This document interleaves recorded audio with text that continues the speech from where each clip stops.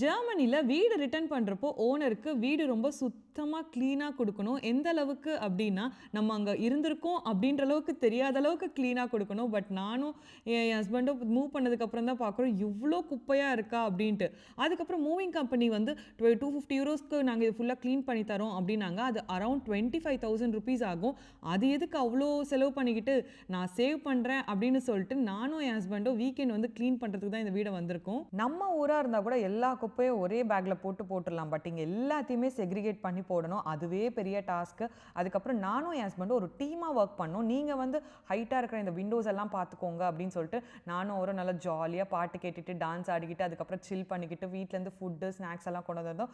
அது எல்லாத்தையும் நல்லா சாப்பிட்டுக்கிட்டு, நல்லா ஜாலியா கிளீன் பண்ணோம் ஒவ்வொரு மெஸ்ஸும். எல்லாமே இன்ச் பை இன்ச்சா ட்ராயர்ல எல்லாம் ஃபர்ஸ்ட்டு ட்ரை ஐட்டம்ஸ் எல்லாம் கிளீன் பண்ணிக்கிட்டு, அதுக்கப்புறம் மேல வந்து வெட் வைப்ஸ் வச்சு நல்லா வைப் பண்ணி, அதுக்கப்புறம் இந்த ஸ்பைடர்லாம் கண்ணுக்கே தெரியல. இந்த வெப் எல்லாம் ஒவ்வொன்னா பார்த்து பார்த்து கிளீன் பண்ணி, எந்த அளவுக்கு கிளீன் பண்ணோம்னு நெக்ஸ்ட் வீடியோல காட்டுறேன்.